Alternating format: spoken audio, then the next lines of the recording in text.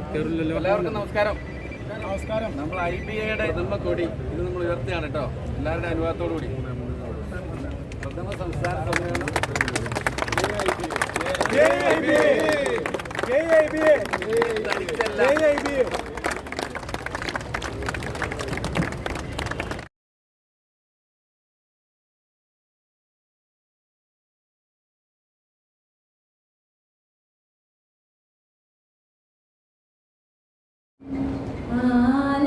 ആനന്ദയാലുവായി ദാക്ഷിണ്യശാലിയായി വാഴുന്നോരീശ്വരൻ തിരുനാമത്തിൽ നിഖില ലോകങ്ങൾക്കുമേകരക്ഷകനാകും അഖിലേശ്വരനല്ലയോ സകല സ്തുതിയും, അഖിലേശ്വരനല്ലയോ സകല സ്തുതിയും.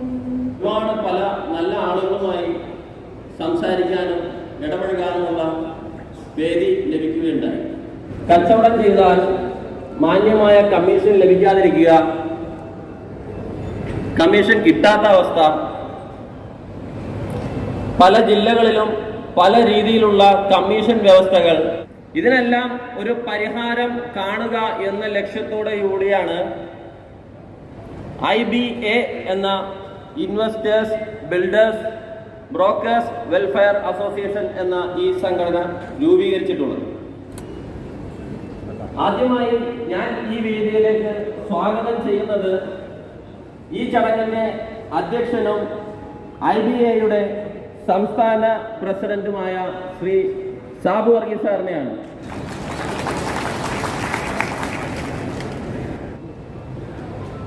ഈ മേഖലകളിൽ ഉണ്ടാകുന്ന ഒരുപാട് പ്രശ്നങ്ങൾ സൗമ്യമായി പരിഹരിച്ച് കൊടുക്കാൻ സാധിച്ചു എന്നുള്ളത് അദ്ദേഹത്തിന്റെ ഒരു നേട്ടം തന്നെയാണ്.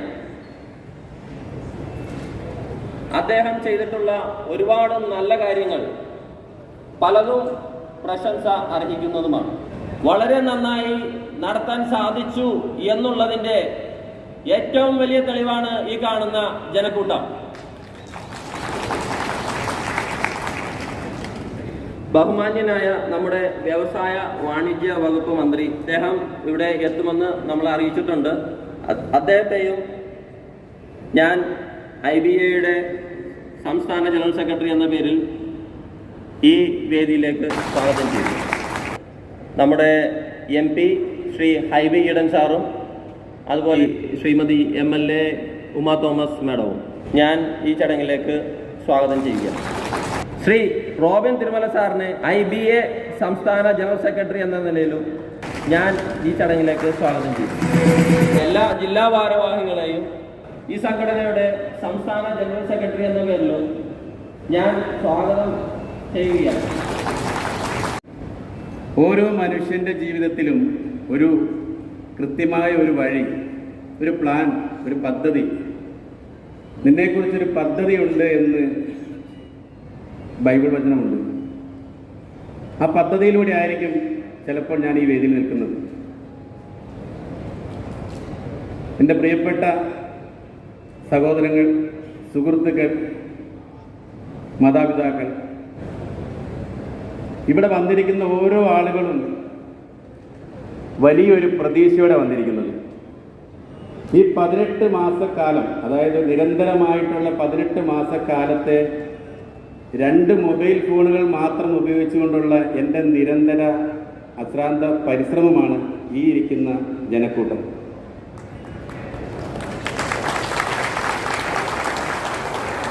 ആദ്യമായി ആയിരിക്കും കേരളത്തിൽ, ഇല്ലെങ്കിൽ ലോകത്തിൽ, ഇന്ത്യയിൽ ആദ്യമായിട്ടായിരിക്കും ഇങ്ങനെയൊരു സംവിധാനം. ഇൻവെസ്റ്റേഴ്സും ബിൽഡേഴ്സും ബ്രോക്കേഴ്സും ഒരുമിക്കുന്ന ഒരു വേദി ഇതാദ്യമായിരിക്കും. സമ്പന്നരാകുക, സമ്പന്നരാകാൻ അനുവദിക്കുക.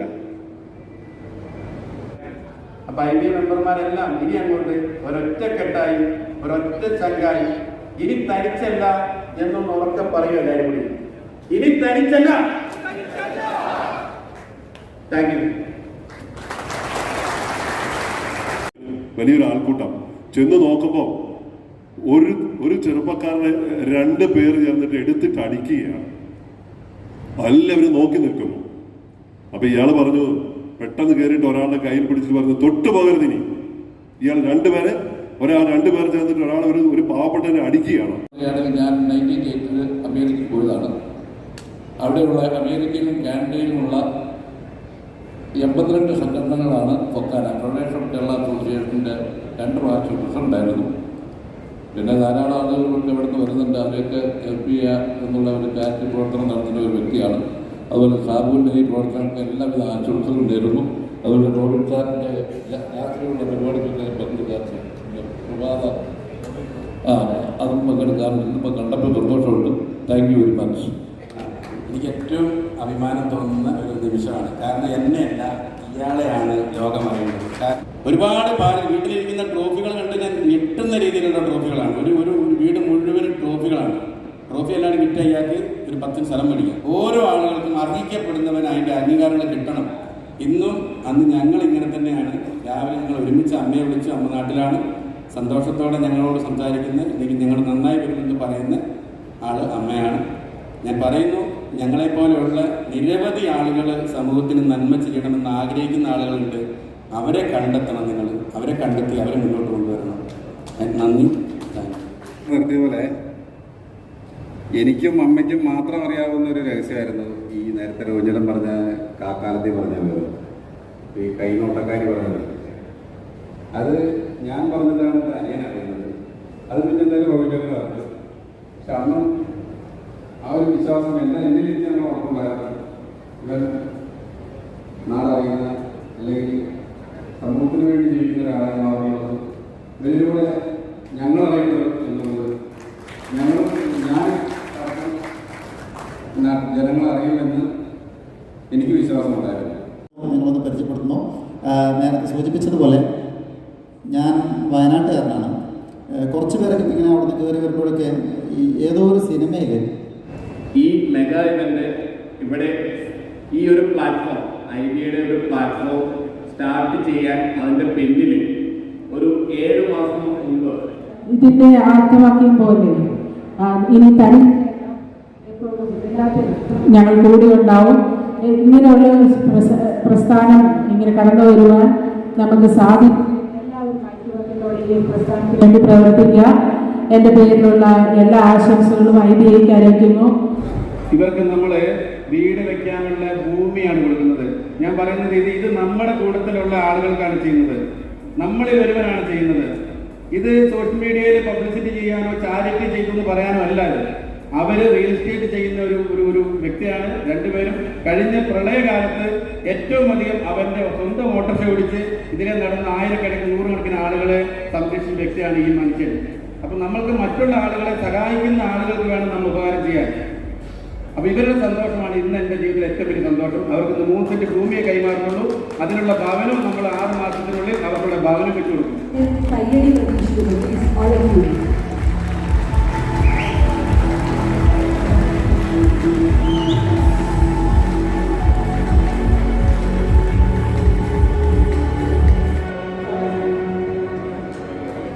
IBAയുടെ ചരിത്രത്തിൽ തന്നെ മറ്റൊരു പുണ്യ നിമിഷത്തിന് ഈ ഒരു വേദി സാക്ഷിയായിരിക്കുന്നു. തീർച്ചയായിട്ടും ഈ ഒരു നിമിഷത്തിന്റെ ഭാഗമായ നിങ്ങൾ എല്ലാവർക്കും നന്ദി അറിയിക്കുന്നു.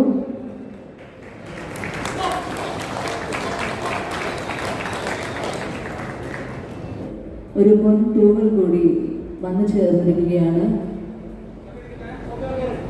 ഈ ഒരു നിമിഷം ധന്യമാക്കി തീർത്ത എല്ലാ വ്യക്തികൾക്കും പ്രത്യേകം നന്ദി അറിയിക്കുകയാണ്.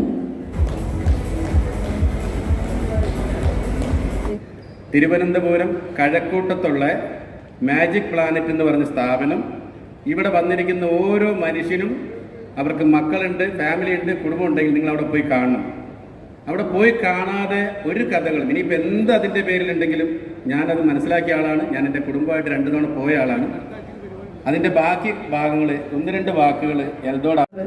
ആ മക്കൾക്ക് ശരിക്കും ഒരു സഹോദരനാണോ അച്ഛനാണോ കാണപ്പെട്ട ദൈവമാണോ എങ്ങനെയാണ് സാർ അവിടെ പെരുമാറുന്നതെന്നൊന്നും ഞങ്ങൾക്ക് അറിഞ്ഞുകൂടാ. ഇവരുടെ ബൗദ്ധിക തലങ്ങളിലേക്ക് ഈ നിങ്ങളുടെ കയ്യടി കയറി ചെല്ലുന്നുണ്ട്. അപ്പം ഈ മക്കൾ വിചാരിക്കും ഞാനും എന്തോ ആണ്, ഈ ഭൂമിയുടെ ഭാഗമാണെന്ന് മനസ്സിലാവുന്നത് നിങ്ങളുടെ കയ്യടിയിലൂടെയാണ്. അപ്പം നിങ്ങൾ വരണം, അവിടെ വന്ന് ഞങ്ങളുടെ മക്കളെ കാണണം, ഞങ്ങളുടെ സാറിനോട് ചേർന്ന് നിൽക്കണമെന്ന് താഴ്മയായിട്ട് അപേക്ഷിച്ചുകൊണ്ട് നന്ദി, നമസ്കാരം. മിമിക്രി അവതരിപ്പിക്കില്ല അവർക്ക് വേണ്ടി